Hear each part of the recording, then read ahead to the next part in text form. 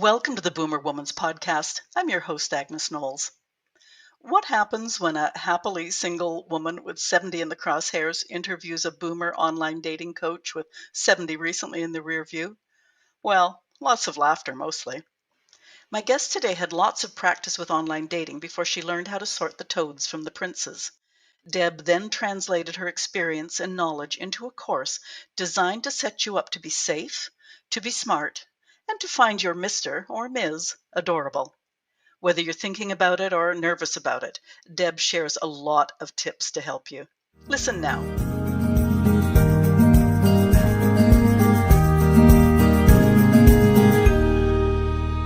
Listeners, today's conversation is going to be interesting. My guest is a boomer dating coach. I'm not sure what stance I've voiced on this podcast over the years, but I'm single, happily single, with good friends, both men and women. I can see you in my peripheral vision, Deb. Anyways, good friends, both men and women, and I love my male friends with no intention of ever dating them.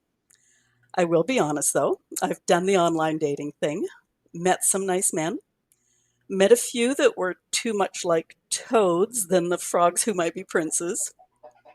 I've dated friends of friends, and I've even asked a man to write his phone number on my arm with my lipstick. He seemed that possible. I'm incredibly fortunate to have kids who accept my forays into relationships with so much grace and not a question.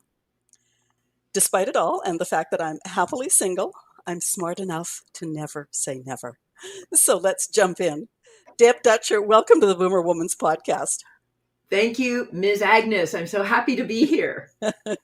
Don't start that Ms. business, because I did actually interview somebody from the southern states.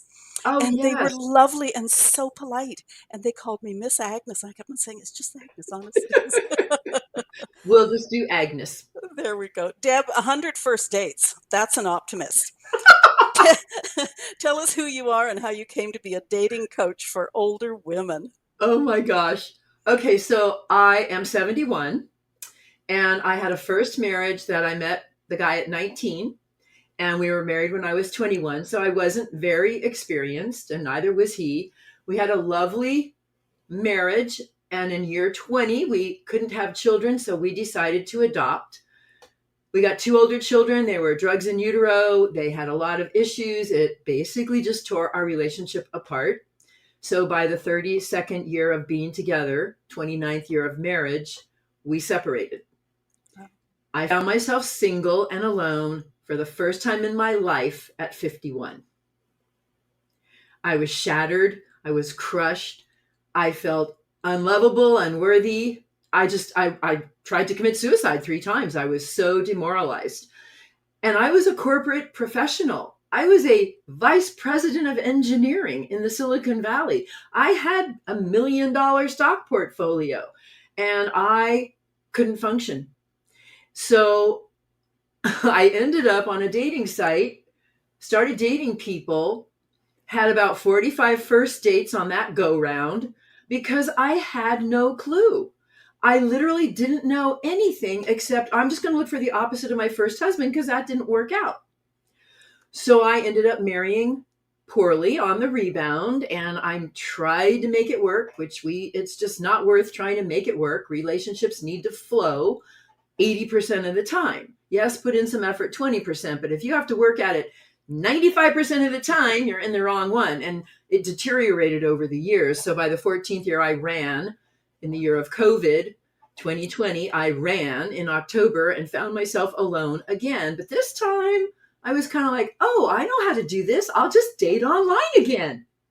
Not in a time of COVID with lockdown, with everybody wearing masks and no restaurants and no movie theaters and no church, no social club, I couldn't go to a concert. I couldn't go to my chorus. I couldn't do a darn thing. So I'm spending my whole time online trying to find someone worthy of marching on the bay in the cold wind, because that's the only place we could go. Because you can't bring them back to your place on the first date. You're certainly not going to go to their place. I ended up dating a bunch of guys again, but I had to leave the Bay Area and move to where I am now, which is called Rancho Cordova, California, north of Sacramento, heat zone, which I didn't know. And I started dating, but with a purpose. And the purpose was to find someone I could connect to because I'd become a senior stray. I had lost one marriage, and that adoptive daughter was cutting me out of her life. And then I had lost a second marriage where I had 4 grandchildren I no longer got to have contact with after 18 years of knowing them. And they were all going into their 20s. And my family lives out of state, and I was shattered. I was demoralized, but I knew how to date. I knew how to bring someone to me. And I started building my little system, the Finding Mr. Adorable system. And I found a guy, and he was great. But when you visualize and you figure out what it is you want, don't forget to put down politically compatible and ideologically aligned. He was everything else but. And it flowed for about 6 to 8 months, and then the real him came out. And I'm sitting there going, what the heck am I doing with this man? I will never live with him, because we were talking about living together. And I went, no. So fast forward, I break up on January 18, 2023. I put up a new profile on January 19, 2023, and I visualized exactly what I wanted right before I put the profile up. And I started dating new guys. So another 8 or 9. So I'd up to almost 100 at that point. And I narrowed it down to 3. And I picked my guy, and we're together 16 months. And he's exactly what I visualized. So I manifested him just like I manifested everything else in my life. So you really have to be careful what you visualize, because you can manifest exactly what you ask for, but it might not be the right thing, but you might get it anyway. So I took my process, because I'm a certified health coach, and I have tons of clients that get Sexy, Lean, and Strong, which is my book, Sexy, Lean, and Strong After 50. And then they want to date. And I went, they need to talk to me, because you can get in so much trouble on these dating sites. And I got into lots of trouble. You and I can talk about all my war stories, and people will be going, oh my God, how did she even let that happen? But, I knew how to take care of myself, so I never got in trouble. I just had cute, fun, interesting, weird escapades. That's what I'm going to call it. Cute, fun, interesting, weird escapades. So that's how I became a dating coach, because my clients needed it. And I had posted on TikTok to vent, because none of my family or friends wanted to hear anything about my new dating escapades. So I got on TikTok, and I just made this TikTok about 30 seconds long about, oh my God, dating online in a time of COVID. Never too old, never too late. And I wore a Sex and the City Samantha wig. And I channeled Samantha. One of my favorite characters. And so that's how I became a dating coach. People started asking me to help them. And I just started helping them. And you specialize in online dating. I specialize in online dating. I am not a relationship coach. What I teach you how to do is figure out who you are, what you want, how to visualize and manifest, how to release past baggage, how to get on a dating site and emote so you bring in the right person or persons, because there's more than one Mr. Adorable or Ms. Adorable out there. So I do that, and then I'll teach you like the first 3 or 4 dates. I'll coach you through that, but I do not want to be a relationship coach, and I'm not a therapist. So, and I've been to marriage counselors, and I don't want to do that either. So no, I just teach you how to get on a dating site, stay safe, have fun, and get the person that you want. I'm sorry. I am so wishing we were recording video. You are so animated, and you get so excited. This is going to be fabulous. I do. I get super excited because I want to empower everyone. I'm 71, and I had to do it at 51, and then again at 68, and then at 69, and then at 70. And I'm at 70 going, I don't want to do this again. And I found a guy who doesn't want to do it again either. And so we've bonded, and we've committed to an exclusive, long-term, however it holds, relationship, but we do not have to be married. And we cannot be married at the moment because it's way too complicated for each of us. So it's awesome because I found exactly the perfect match. But I don't want to call it that because I don't believe in the perfect match. Because then that puts people in a little box and you go, oh, they're not 100% exactly what I want. No, no, no. We're looking for like an 85% fit on all the critical deal breakers. Hmm. Remind me to come back to critical deal breakers. There's a lot of those. Okay, older women I know are reluctant to join online dating sites. I have some of my friends saying, "You actually did that." Now, romance scams are all over the news. What do you hear from older women about their reluctance to date online? Well, I coach privately, and I have several right now that are widows and have not dated for anywhere from 5 to 15 years. And they really don't understand what it's like now.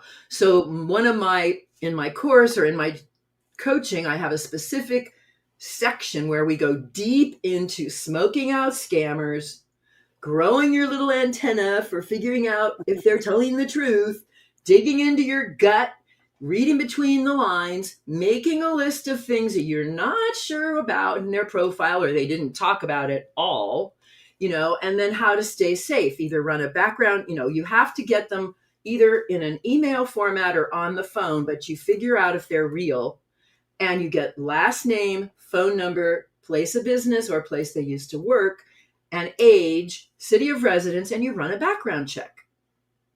Background checks are relatively inexpensive compared to dating sites. So it was like $25 a month, and you can run as many as you want. So I teach my gals to do that. If they don't trust their instincts and they can't figure out from the social media profiles that the guy is who he says he is, then you've got to do drill down. And I say to the guys, I get that you sound amazing and we're getting along really great here. And I love our email exchange. I need to get on the phone and hear your voice and sense your energy and see if you can keep up with me. And B, I need to know your last name if we're going to ever date. And they give it to you. If they're real and they're not scammers and they're not love bombers, you get that information. And then I say to them, okay, so-and-so, here's my name. I'm a published author. You can see who I am. I'm going to check you out on social media. Are you on social media? Because some of the dating sites will verify their social media profiles, but some of them won't. So it's up to you. So then I check them out. I go to their Facebook. I go to LinkedIn. Most of the guys I date either on really good LinkedIn profiles or Facebook because I date professional men, semi-retired or retired. But if you can't find all that, then you have to say to them, I have to run a background check on you because I cannot verify who you are. They're going to run. If they're a scammer, the minute you tell them you're going to run a background check, boom, you are disconnected and you are blocked. Good. And sometimes the sites are catching them too. So scammers are out there. But you know what, scammers? I got scammed by a fiance that I met through a friend from church. Scammers are not just on online dating.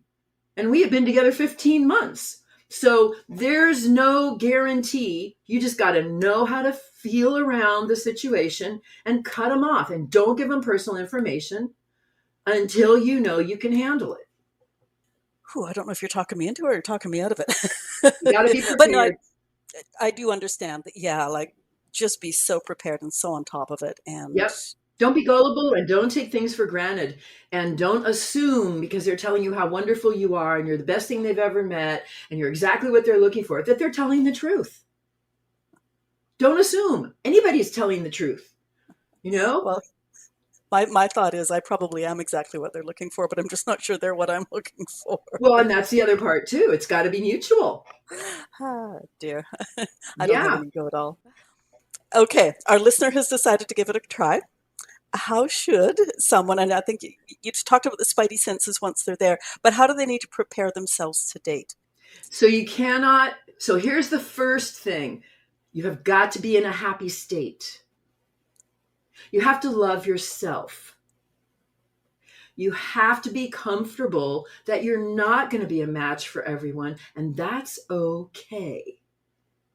You also have to be comfortable that there's going to be weird people out there.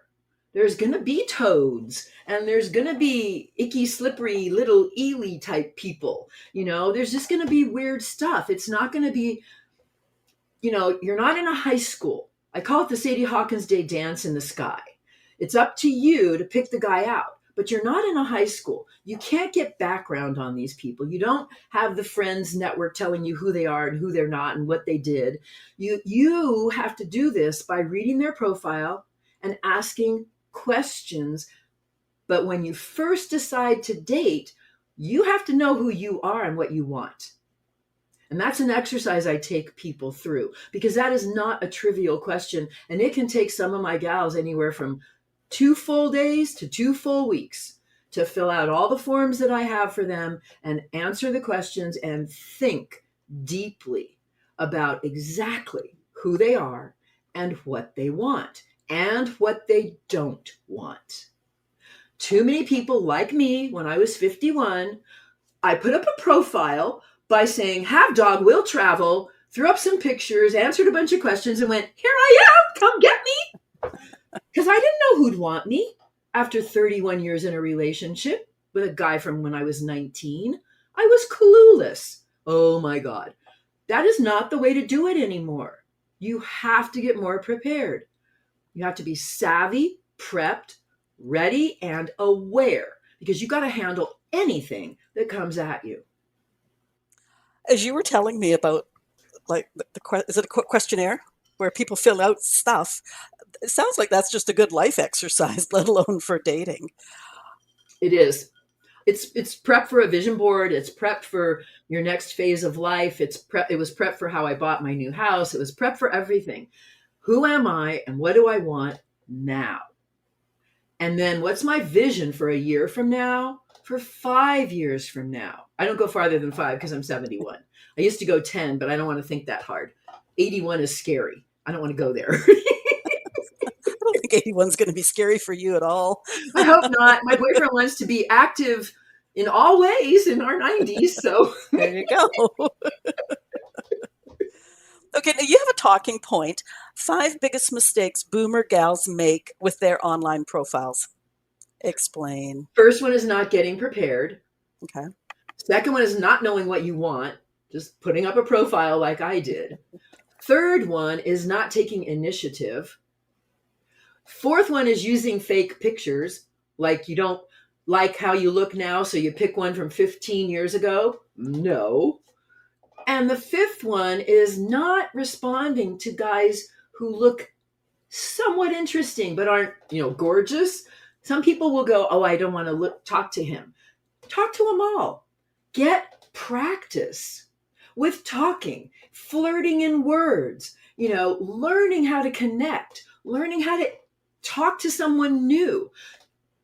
It's so important that we accept this phase as a growth phase and a wonderful time, and a time to experience wonderful, interesting people and go wonderful, interesting places and, be treated like a queen. The right guys will treat you like a queen. Why shouldn't we get that at this stage of our lives? Okay, you touched upon this. We boomers come from a generation of youth cells, but now we have wrinkles, we have some extra weight, we have those insecurities from broken relationships, and media certainly tells us we're way past our best before date. What is the first thing anyone who wants to date online, how do we get past that? You do take stock of yourself. If you see me without makeup and without a foundation garment, you'll be like, oh my God, what happened to her? So each of us needs to say, what are my best qualities?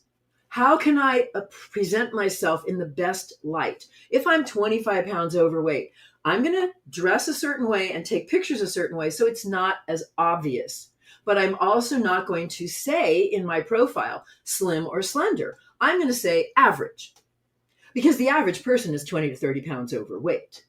Okay. And most of the guys at our age are not bodybuilding Adonises. And they've got little paunches and they're balding and they're nervous and they have ED. And so they have to deal with that. And we have to accept where we are. We also have to paint ourselves in the best possible light, because it is competitive out there. And if we know we've let something go, Go and get a haircut. Go and get a makeover. Go buy some new I call it dating clothes, Ms. Adorable Butterfly cloak. Go buy some Ms. Adorable Butterfly that makes you feel like, this makes me feel pretty. I have a dark green scoop neck and a beautiful bronzy necklace, and it makes me feel pretty. And it goes with my skin and my hair. So dress yourself up. Don't look too expensive or too high maintenance, but when you're taking pictures for those sites, your best aspect and your best attributes is what you want to portray. When you're talking there, you brought to mind a woman I used to know when I was very young, mid to late 20s. And we ended up for a very short time sharing an apartment. And she'd get up super, super early because it took her 2 hours to do her day makeup. And then after work, she'd come home, she'd wash all that off, and she'd spend another 2 hours doing her evening out dancing makeup. And she was beautiful, but it occurred to me that, like, what's going to happen if she actually goes home with someone and he wakes up in the morning to the real her? Because the real her was very nice looking, but plain compared to how she painted herself up. And it's that fine line. I mean, I'm a thrift store, no makeup kind of person, and I'm okay putting makeup on from time to time, but this is rare that I do that. So once again, I guess the man also has to be prepared to accept you for what you are. I wear wigs. One of the first things I tell the guys when I'm connecting with someone I like, by the way, when we meet, I might have a wig on or I might have my natural hair. I'm not telling you which yet. And they go, you wear wigs? I go, yeah, that picture you like, that's a wig. That's a marketing picture. That was a wig. There, that picture there, that's a baseball cap. Well, do you have hair? Yeah, but it's wimpy hair. So I condition them. And one of my rules is, before I get intimate with someone or go home with someone and we're going to get, physical, we have to have been swimming together or in a hot tub together, or I even have full body naked massages with no sex. So you can get used to each other's bodies before you have to get down to the deed. And guys actually appreciate it, because when I take all my makeup off, I'm quite plain. I'm blonde on blonde on blonde. There's no lip definition. There's almost no eyelashes. I have no eyebrows. I look like a bald egg, I mean, literally a hairless egg. And I condition them. I say, this looks really pretty, but you need to see what I look like without it. So that's going to be one of our steps toward deciding if we're a relationship or not. I literally get my guys to a point where, we've gone out to dinner a few times, we've gone to a concert, we've gone hiking. I'll get natural to go hiking. I'll just put on some sunblock, a little bit of lipstick, and a baseball cap. And I'm like, this is the real me. The zits are showing, because I still get zits at 71, and the wrinkles are all there. I mean, I don't have as many as some, but because I didn't smoke and I don't go in the sun a lot, but they're there. You get me in daylight, I got all the marks around the lips and stuff. The right guy doesn't care. And one of the secrets when you're choosing someone online, you don't go, oh, that's a gorgeous guy, that's a gorgeous man. You look at every single person. Could I wake up to that face? Could I wake up to that face? Is there a twinkle in the eye? Is there a gentleness? Is there love? Do they look adorable? Because at my age, I'm not looking to be swept away by passion or gorgeousness. I let that happen, and I've had flings, and I've had, love affairs and one night stands, very few of those, but because I don't do anything on the first date. But it's so important that we not get hung up on just the outer appearance. My guys, they're losing their hair. They've got the sunspots and tons of wrinkles because they're outdoor guys. They got the little paunch because, the wife is gone and they're drinking wine and beer at night. But they're wonderful men. And the man I'm with for 16 months is amazing. And he might not be the most handsome, but he's my Mr. Adorable, and I don't care. And I'm his Ms. Adorable. And he'll call me beautiful and gorgeous when I have walked out of the bedroom with greasy hair, no makeup, a big old t-shirt, and baggy pants, and bad breath. And he calls me gorgeous and beautiful. that's what you want. All right. Yeah. Yeah. That sounds way better. Yeah, that's great. Now, you talked at the very beginning about manifesting, Hmm. and I've actually read that at any age, we need to be the person who attracts the person we want to attract. Yep, Now I think you've touched on that throughout, but can you address it? sure. Manifesting is for me very deep. And I've been manifesting many, many years. It requires a lot of focus.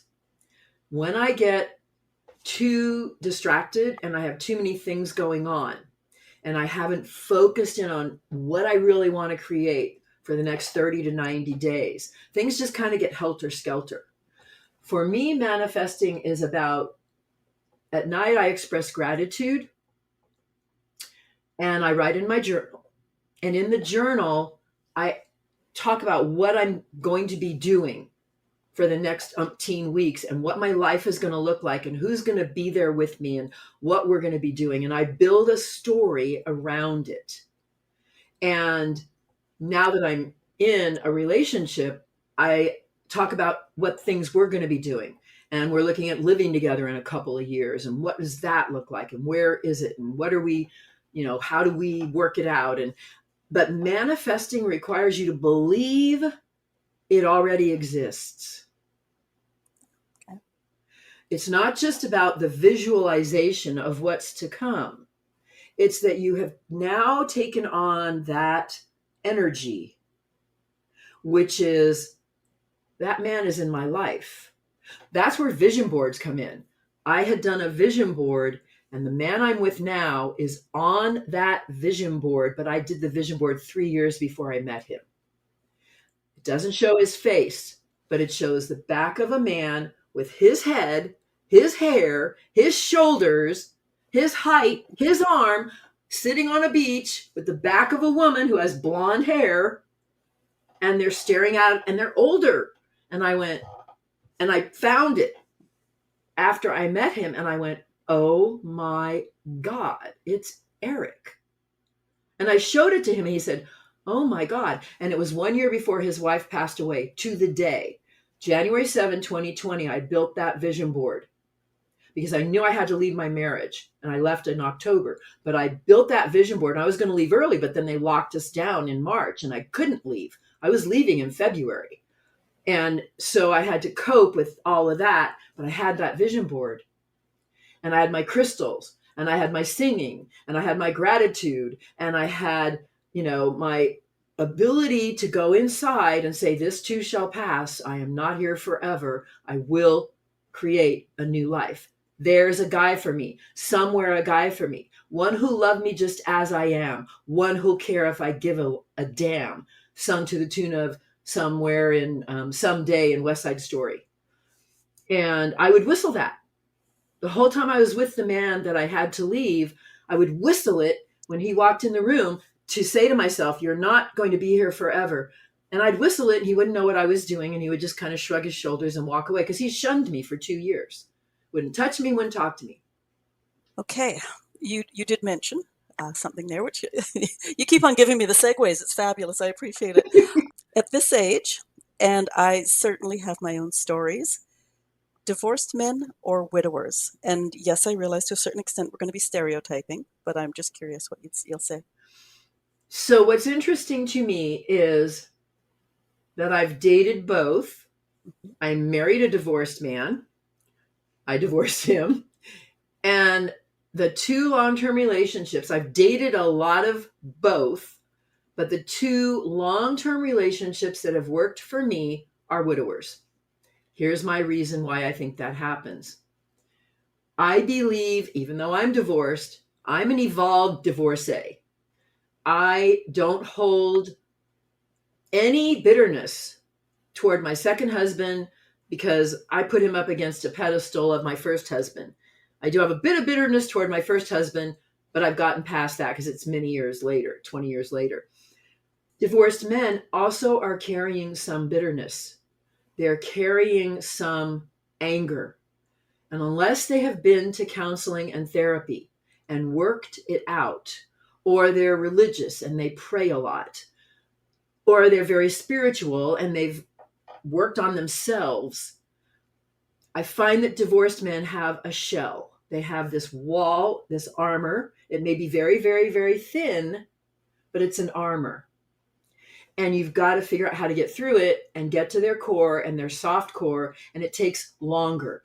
Widowers, in my experience, walk in open and vulnerable, especially because they had a lovely, happy marriage, usually 30 to 40 years. My guy was married 44 years.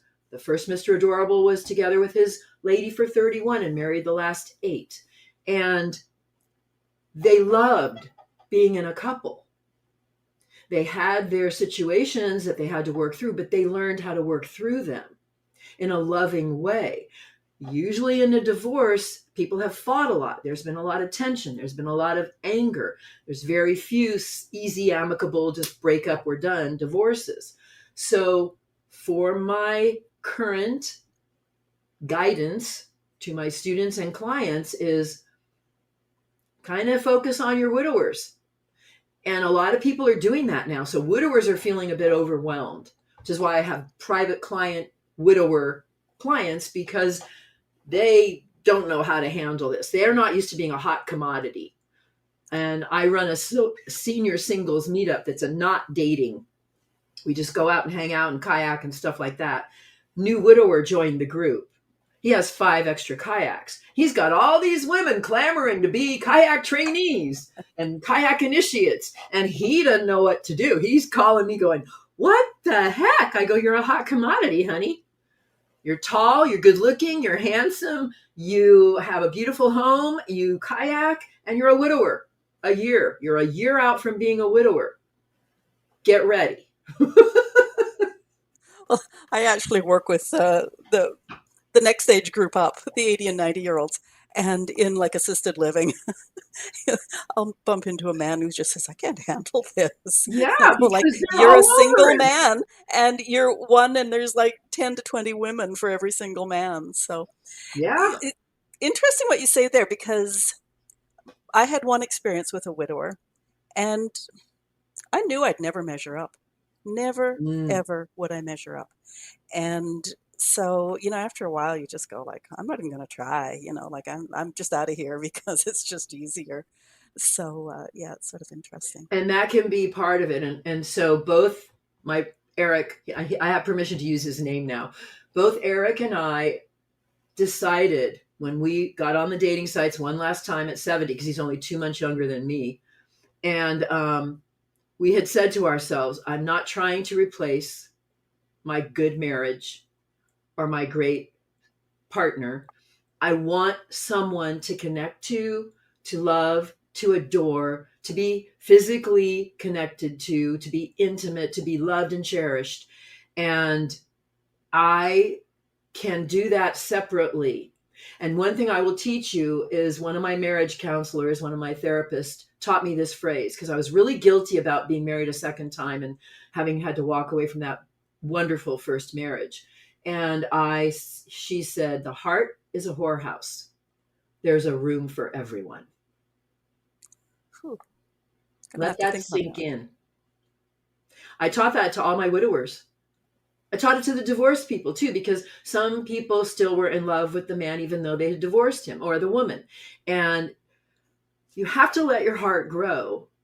You have to let yourself expand. And you have to be able to compartmentalize. So I still go deep into my memories of the first marriage. I still have daydreams about before the children arrived and the stress and the pain. And I don't begrudge myself those memories, because they also taught me what real love feels like and what care and tenderness feels like. And when it came in the form of Eric, I knew it was real. And I don't have to compete with his ex-wife, except in the home, because everything they own is in that house. 44 years of it, largely because she and I are similar personalities. We're both professional women who speak a lot on stages and are visible, and he's more quiet behind the scenes, but he's not a retiring person like my second husband. He's not super shy. He speaks in public. He was a teacher. He taught cons, agriculture, horticulture. I mean, the guy's amazing. And he's a big hiker. And so there's similarities between her and me, and he'll mention that. He'll say, "Oh, that's what Kay used to do. Oh, that's what my wife used to say. Oh, you like the same thing Kay does." And it's okay for him to do that. I don't feel threatened or insecure. And I made him put her picture back out. One of his girlfriends made him put it away. For his birthday, I found a picture of the two of them together, and I put it on the family table photo display. I said, "She needs to be here today, Eric. She needs to be here with you to honor you on your birthday." And he got tears in his eyes. Yeah, and I find too that perhaps part of this time of life, with more and more mid-age women initiating the divorces, that often those divorced men are still not over, so they almost don't know what to do alone, so they jump back into that dating pool. Yeah. You need a grieving cycle. A divorce is a death too. Yeah. The death of a marriage. And in my case, I can't talk to my first husband because his second wife won't have anything to do with me. And there might be a good reason, but I'm not sharing that. She was a girlfriend before they got together. So anyway, but yeah, divorce is a whole different loss. And he's still in the world. The widower or the widow has lost the person and they're not in the world. So there's sometimes guilt around finding someone new and bringing someone new into the life. On the divorce side, it's more like, well, I need to do this again. I don't want to be alone. And it's kind of like you just go out there and make it happen because it's more intense somehow, I feel, because we're still looking for a good relationship to have as a nice memory. And the last one might not have been so good. Whereas the widower or widow most of my people have had lovely relationships up until they lost their person to death, and so it's just a different dynamic. Okay, I'm going to go slightly sideways here. You say you help your health coaching clients overcome internal blocks. Yeah. Now, I've done enough personal work to know I may still have some internal blocks that I haven't identified yet. Can you explain how you figure out what those are? Is there like a language we use? It's a lot of gut and intuition, and it's having been a health coach for 20 years. It's having been in high tech and in business. It's having had adopted children. It's all the experiences I bring to the table, the multiple years of my own therapy and counseling delivered to me. And it's listening and probing. So if you said something, if you were a client and you said to me, I'm going to pull up someone I just worked with last night, in fact. What did she say?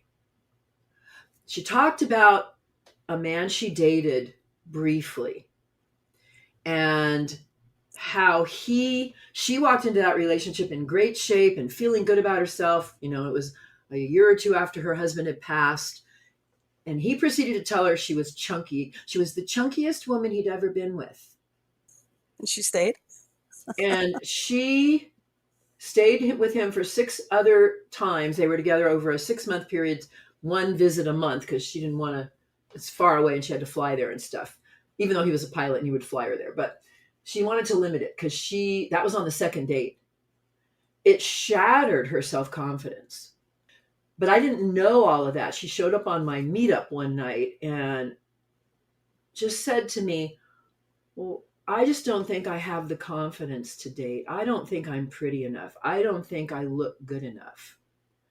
And I looked at her on the camera and I said, you're adorable. Talking about, I know so many guys that would love to date you. And she just looked at me and she says, I don't think so. I said, okay, we're going to talk some more. And she ended up a client. And so what I could do is take that little statement and expand on it and have her expand on it. And it was, here's how I felt. Here's what it did to my self-confidence. This is what I ended up doing. Now I can't fit into any of those clothes. Now I don't have confidence I can date again. So all those blocks came up. And it's a process of just digging deep and peeling away the layers in a safe place, in a safe zone, so that you can be honest with yourself. Because most of us are going to tamp down those feelings. We're going to try and hold them back, and we're going to try and date anyway. No, you can't date from that place, from an emotional block. You will end up drawing in the same kind of people because your energy hasn't been cleared, and you will end up telling yourself you're the problem. You're a failure, but it's not you. Okay, I'm going to go in the other direction now. And I don't know if this qualifies as an internal block or just, I don't know, a personality thing. But I certainly know women who can't be without a man. Mm. And that seems to me not a healthy place to go dating from. Yeah, that would not be a healthy place, because what they'll usually do is grab the first one that responds, the first one that reaches out. And I have another client, and I've been coaching her because she is one of those. She has decided she can't be without a man. She spent 6 years without a man after 2 failed marriages, came to my class, my workshop online, and went through the process, went through a course with me, got on dating sites, ended up connecting with someone she had known 15 years prior in a meetup group, ended up accepting him as a boyfriend, and comes back into the meetup group and says, well, he doesn't turn me on, but he does my laundry, and he takes me out to dinner, and he wants to go on trips with me, but he doesn't have the money I'm looking for, and he doesn't have the sex drive I'm looking for, but I'm staying with him. And I said, why? Wasn't that one of your big criteria? But she's decided she wants to be with a man, and it's this man because it's easier. She doesn't want to give up what she's got to look for a better fit, because she's not completely confident she can find one. And she probably needs to talk to me some more. But right now, I'm kind of letting her work through this by figuring out if this is enough. Because my relationship the year before this one was 85% okay, but 15%, I mean, he had ED, which wasn't fun. And he was a bigot, which also wasn't fun. And we weren't ideologically aligned. And so maybe it was more like 70-30. You will talk yourself into accepting whatever you have to, like I did my last marriage, because you don't want to be alone. I can handle being alone now. And that's the key. We have to get to the point we love ourselves exactly as we are, and love who we're becoming, who we're manifesting into, and love who we're drawing to us because of who we are and who we're becoming. It should be a constant evolutionary process. And if you accept someone who's marginal, now you have to dumb yourself down to stay with them. You don't get to grow. I didn't get to grow in that last marriage until I decided I was leaving. And then I grew by leaps and bounds. Yeah, that makes sense. So as you talk, like real people come to mind, but Yeah, we're not going to go there exactly. either. Now, you do talk about senior strays. You used that term earlier. Loneliness in our older years is well documented. Is that a good reason to get out there in terms of Yeah, dating? I believe that's why I got out there. That's why Eric got out there. He's not a full senior stray. He's got his whole family around him here, but he was alone at home. He was alone a lot. He didn't have anyone to talk to, no one to talk about his day and what he was doing in his nursery and all the other things. And I was alone. I had my dog, and my poor dog is tired of hearing it. And I thought, I don't want to be alone. I'm not a person who likes to be, I like to be alone in spurts, but I love being in groups. I've, been a speaker. I'm a trainer. I'm a network marketer. I'm a manager. I'm used to being in groups and emoting and sharing and training and coaching. And to be alone for 8 months when I first moved here I was like death, especially during COVID. And then we had all these fires and we couldn't leave our homes. It was 114 degrees. There was smoke and ash in the air, because Canada had the same issues like a year later. And so it's like you're giving up on your life too soon. And senior strays, that's why I started my group. And we're all senior strays in my group online. And I do just a local one, but there's many, many senior strays Facebook groups out there. And there's other meetup groups out there. And there's ways to connect that don't require us to date. But I believe that dating is helpful to keep your spirits up, to force you to get out of bed, to put on some makeup, to put on some decent clothes, to take a walk, to do an exercise routine. Dating keeps you fit and thinking and relating. Yeah, I'm leaving the pregnant pause. That's great. Okay, now the question, and this is not a personal question, this is in your professional role. I've chatted with sex therapists on podcast. What's your take on intimacy and sex after 60? I have a whole chapter on it in my course, and it's called Going Slow or Quick Intimacy. I have 20 questions that you have to think through before you become intimate, and they need to be customized for each person.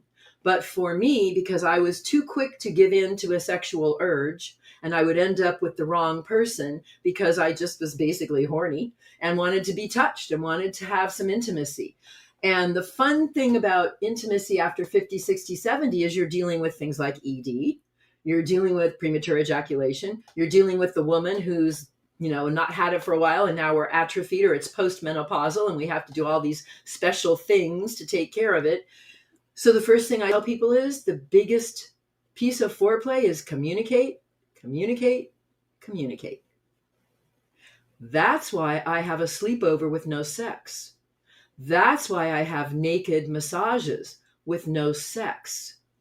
That's why I sit down with them and take them through my 20 questions that are not anything about physical. They're about how they treat people, how they look at the world, how they live, what they want in their life. And if those 20 questions, if you're one of my top 3 suitors and I take you through those questions and we sit on the couch and we go through them one by one and you give me an honest answer, then I decide if I'll go to bed with you and if you're going to be my next exclusive, committed, long-term toward love affair. We make a decision together. Okay. And I've also heard, and I'm sure this puts a lot of people sort of makes them back away, is that STDs are on the rise amongst our age group. So you got to have a test. Mm-hmm. If you're super active and you're going to be one of the guys I'm dating and we decide we want to be intimate, you're going to have a test. So usually by the 4th or 5th date, they're pushing for intimacy. Some of them push for it on date 1 because that was their practice before they got married.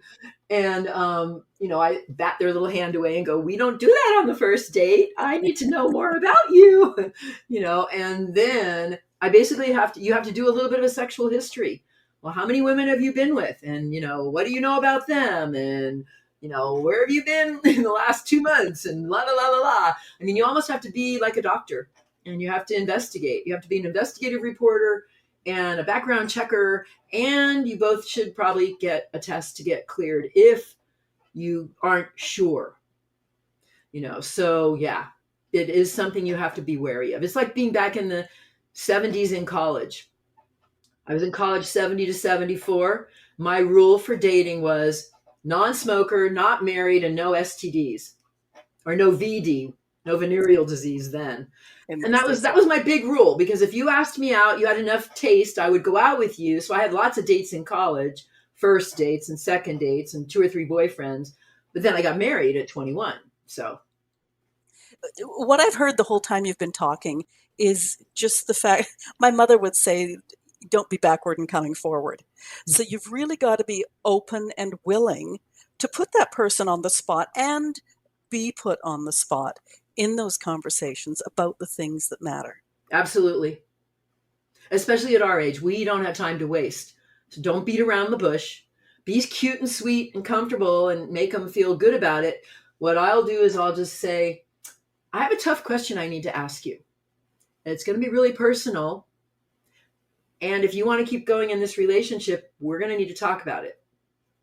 Okay? Set the stage. Don't just blurt the question out. And they might look at you and go, I don't think I can handle that right now. I go, fine, but know that I have some tough questions we're going to have to get through, and it's going to come sooner rather than later.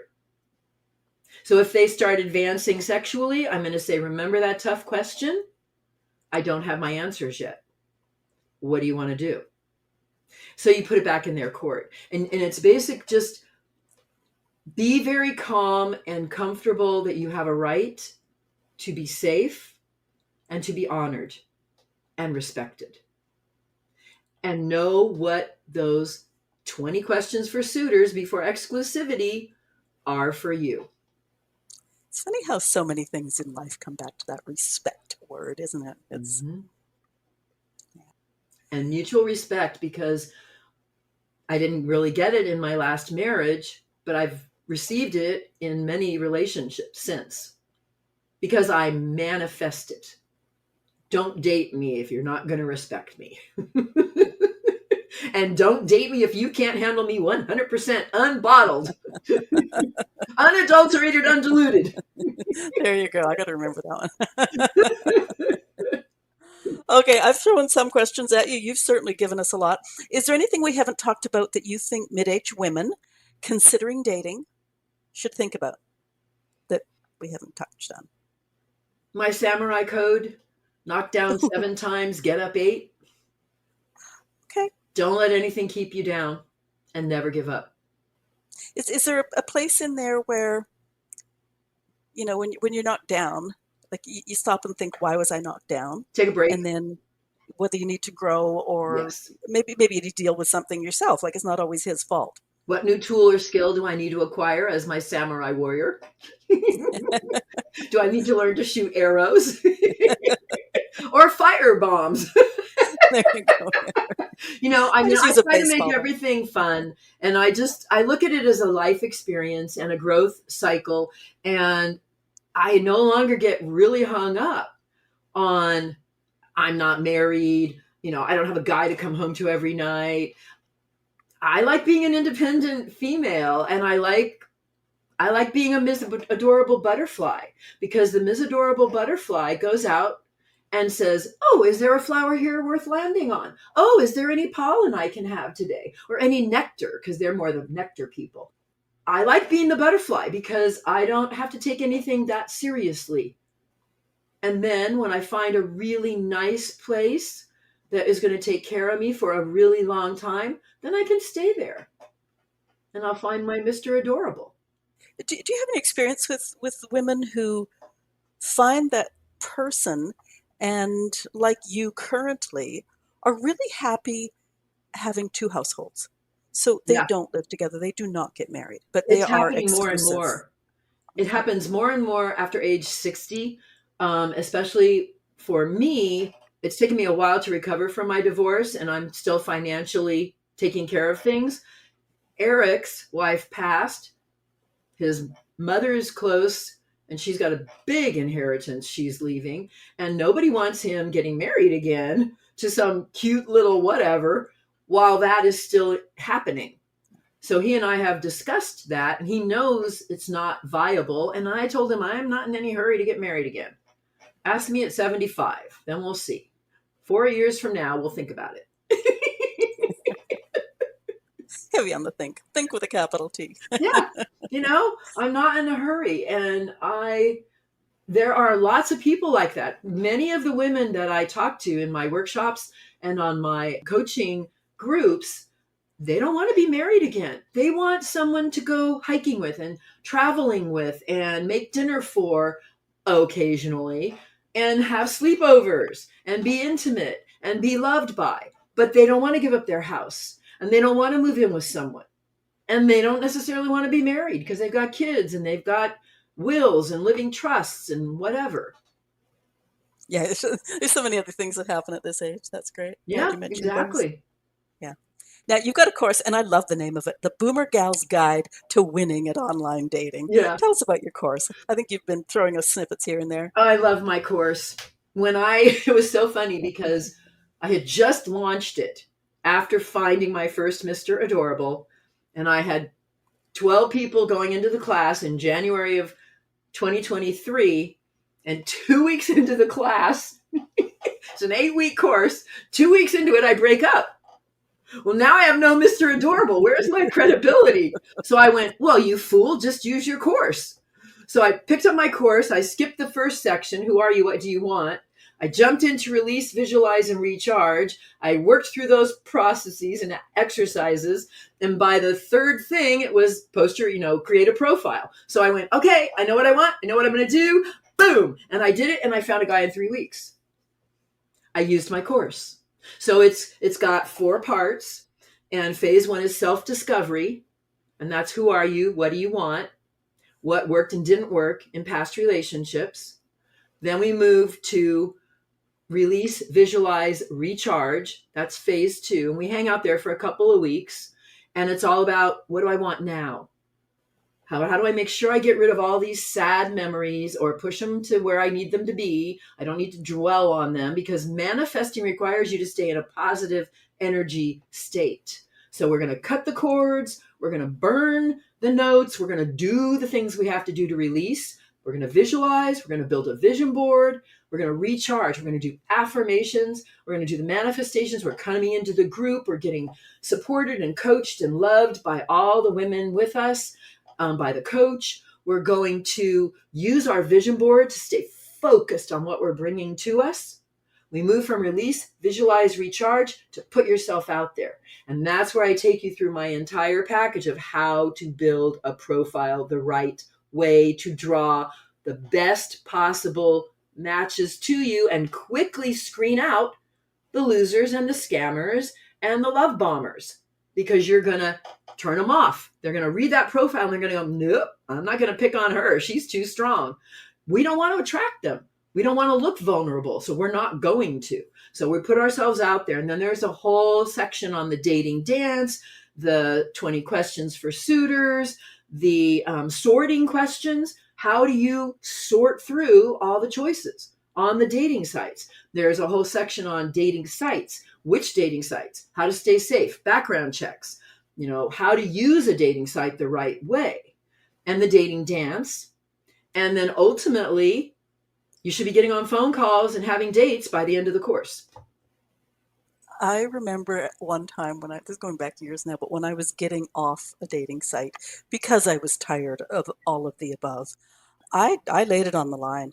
I said, I am sick and tired of you guys that put on a picture from 20 years ago. Yeah. Not all of you can be hikers and canoers and kayakers and all the rest of it. I went on and I really let loose. I had so many guys reach out to me saying, oh my God, you are so on the money. We're so sorry you're getting off this site. So it was kind of fun. The best response I ever had was when I was just brutally honest. And I tell my gals to be brutally honest, but I switch it up a bit. Instead of saying on a negative vein, no, take it to the positive. Yeah. Oh, absolutely. I'm a city gal. I like a museum. I like a lovely stroll. I can hike, but not a lot.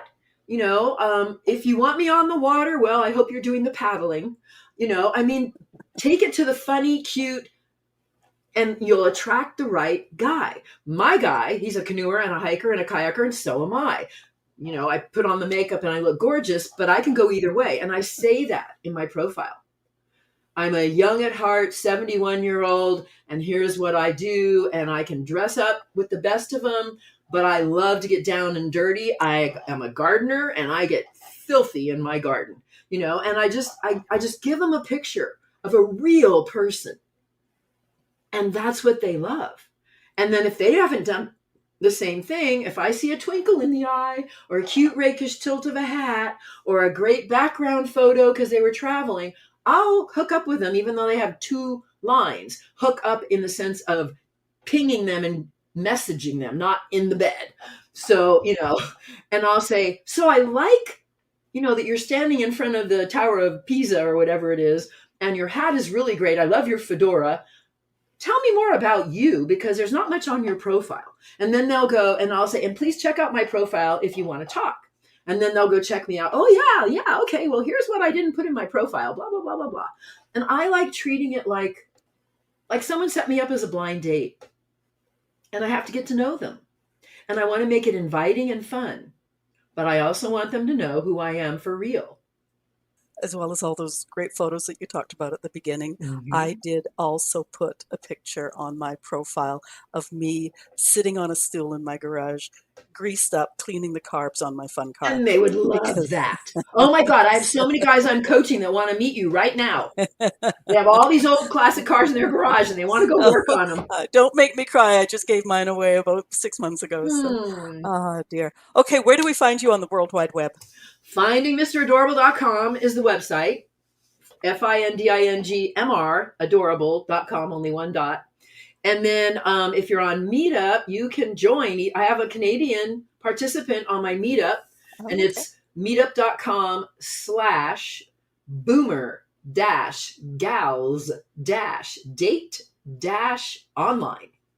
Okay, repeat after me. I promise to send Agnes the Meetup link the minute we're finished here. Oh, and if you like TikTok, you can go see some of my riffs on dating and kisses and all stuff way deep in the profile. And my TikTok is at DEBRC Coach. Okay, there we go. And that's what made me a dating coach. Okay, before we close, can I ask you a personal question? Absolutely. And you just used the word. You have a talking point. Kissing on the first date. Yes. Yay or nay? So it's a requirement. I had one guy that didn't kiss me. He thought he was being gentlemanly. He also knew I was on TikTok because it was a 6-hour date and we pretty much talked about everything. He became my first Mr. Adorable. And I honored his gentlemanly handshake and I think we hugged a little bit because he's a widower and he wasn't really familiar with the online dating scene. So for me, because I'm at the point where I want sparks and physical connection, I want that sizzle. And most of the guys do too. So we're not going to know instantly with one kiss that it's, oh my God, let's go to bed, but we're going to know if we like the kiss and if we want another one later. And that's how I did it. And so I would go on my first dates with usually about 5 or 6 guys in a month. And we would have our conversations and we'd be having our meal or we'd be walking around the park or whatever we're doing. And then we would go to say goodbye and we would kind of hug each other. And then either they would ask for a kiss or we would just sort of, lips would connect. And then we'd hang out there for a while going, oh, I like this. This is nice. And then we'd break away and we'd smile and we'd say, but we'd already talked about a second date at that point. So I do not kiss every person on a first date unless I've already said I'm interested in a second date, because that gives them the signal I like them. And that sets the stage for the kiss. If they're toads, which I've had several toads, I don't kiss them on the first date. I don't hug them on the first date. They'll be lucky if I shake my hand on their first date. If they're toads, I want to get out of there as fast as possible. They're not getting a kiss. But cute ones, the ones that make me kind of tingle, that know how to flirt, that treat you like a lady, they get a kiss. Okay, that's a great way to wrap. Your website link is in the show notes. All of the links are going to be on your page at our website. Awesome. Listeners, I'm really hoping you have thoughts on today's show. Leave comments where you're listening, or if you're listening at boomwithabang.com, scroll to the bottom of the page and talk to us there. Or did I miss a burning question for Deb? Ask it in the comments and I'll get you an answer. Take 2 minutes right now, leave stars and reviews. If you're listening at Apple or Spotify, they do help grow our reach. Share this episode. I opened by saying I was happily single, but would never say never. You may well have a friend who is not as happily single as you thought, and they'll appreciate hearing Deb's thoughts. Thoughts, I say thoughts, but you are quite vocal. Thank you. A new feature to help the Boomer Woman's podcast grow, you can buy me a coffee. That's a pretty cheap option, given my taste in coffee. But you can subscribe to Buy Me a Coffee each month, and that does gain you some, shall we say, age-specific perks. That link is in the show notes and above Deb's head on her page at our website. I've also registered at Substack. Following there is free. All sorts of options nowadays. Deb Dutcher, thank you for being my guest today and reassuring us that online dating, is definitely a possibility for us, even after 60. Well, I thank you, Agnes Knowles, and I just want to say to all your listeners, you can do this. It's available to you. Take it on if that's what you want. Perfect. Have a great rest of week. You too.